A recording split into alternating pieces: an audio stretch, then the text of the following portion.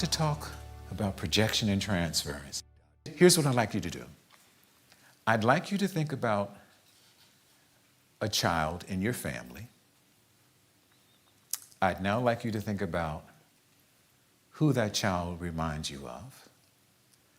I'd now like you to think about how that child reminds you of the person that they're similar to. And then I'd like you to think about your feelings about that child. So a child in your family, who they remind you of, how are they similar to that person, and now how do you feel about that child?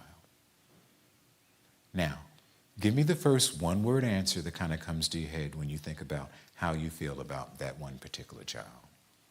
Positives or negatives, concerns, strengths, what? Love.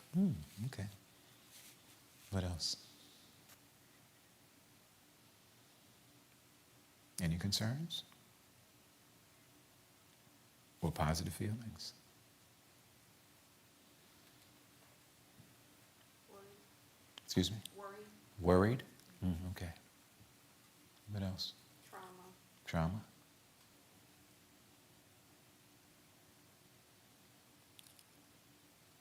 What do you think their potentials are like when you think about that child and who they're similar to?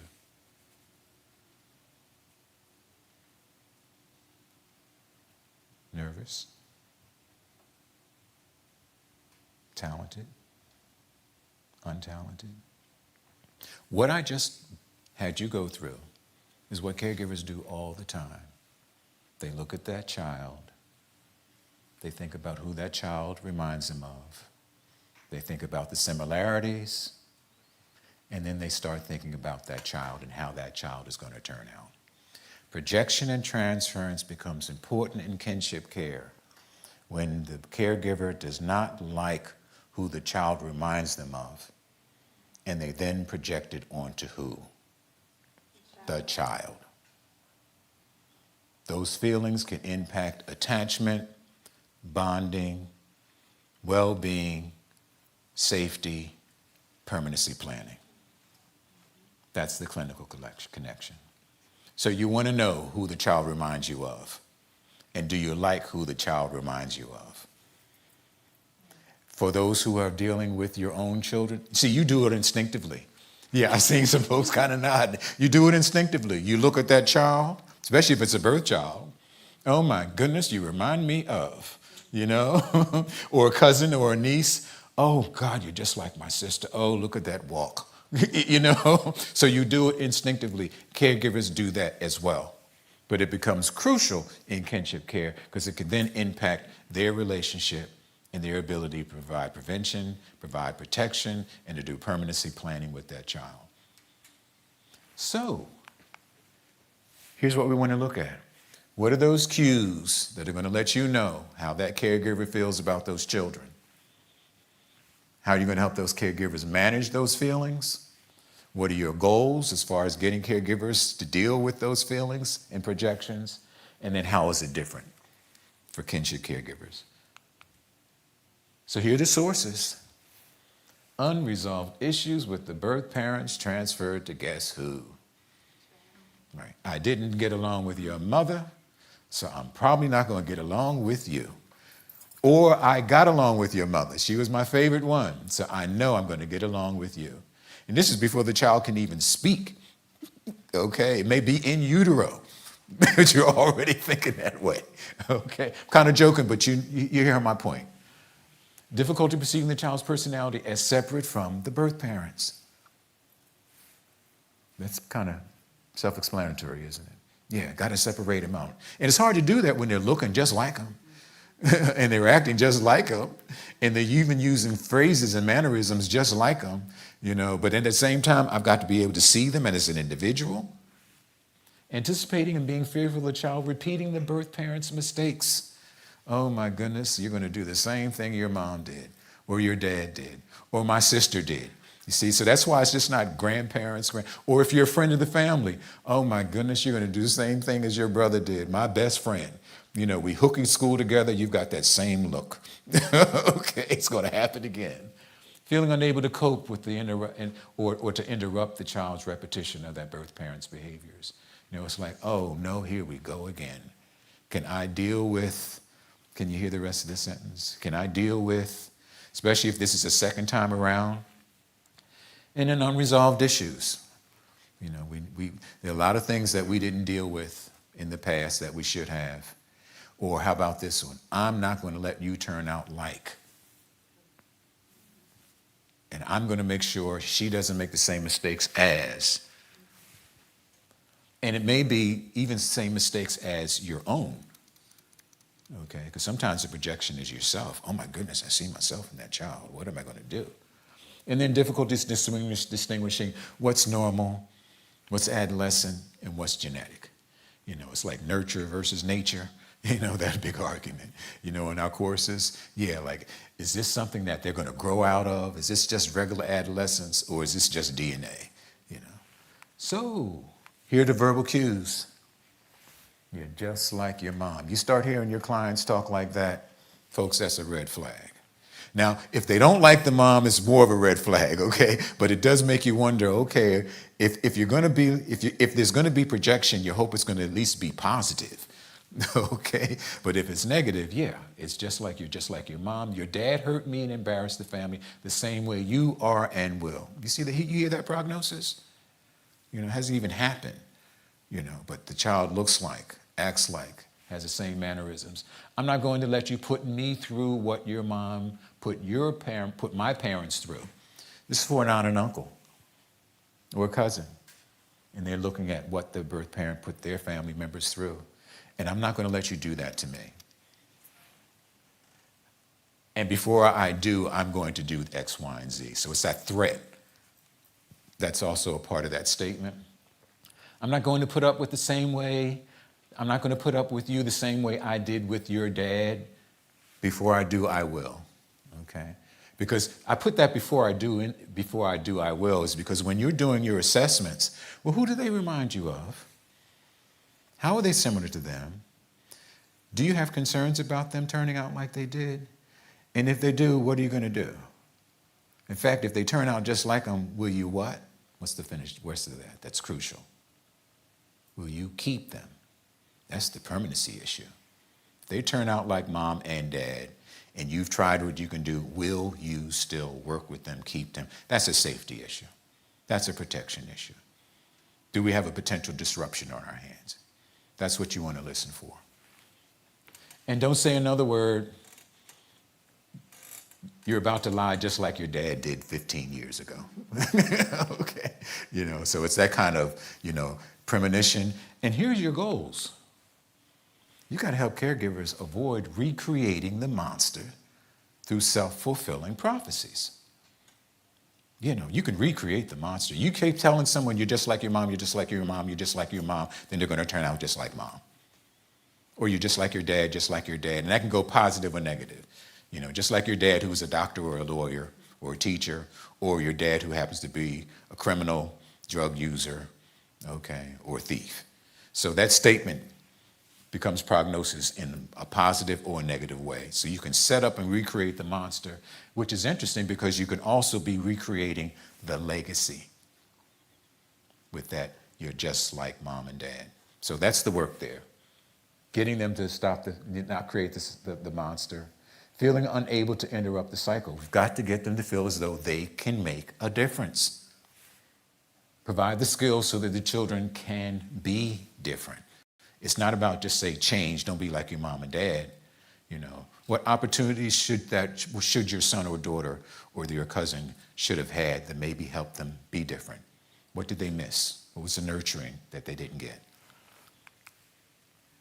Here are your goals. Here's some of the protective goals that you want to look at. Encourage the child to be different. Encourage the child to develop their own personalities. Highlight the positive traits about the parents. Protect the children from conversations about the birth parent that are negative. You know how children think. If my mom and dad are bad, then I must be bad too. If something's wrong with them, then that means there's something wrong with me. Okay, so they're going to identify whether you do something, or whether you say something or not. You just automatically do it. It's instinctive. So it's kind of like giving them the positives and then avoid scapegoating the children. If it's the child's fault, then I don't have to change. How many times have you seen clients say, let's get them to therapy, and they're getting them into therapy and the attitude is fix them? Well, how many times when you go on a visit, look, fix my child. I told him I was going to tell him what you did, now talk to him, okay? And then all of a sudden you're supposed to work this magic. But then it lets them off the hook. They don't have to change. Because you have to remember in kinship care, you may be asking them to do work with the children that they didn't do with who? The birth parents. Or that weren't done for who? Them.